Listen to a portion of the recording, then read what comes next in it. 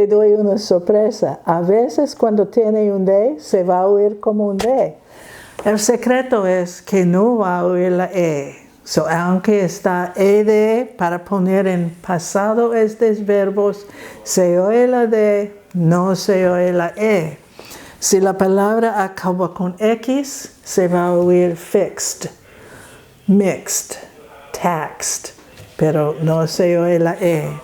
Danced, iced, raced, dressed, guessed, blessed. Se oye la D, pero no la E. So, nota que cuando tiene S o el sonido de S, como este o la X, tampoco se va a oír la E. Este E siempre se va a desaparecer. Pues casi no siempre. Yo voy a dar la excepción próxima vez.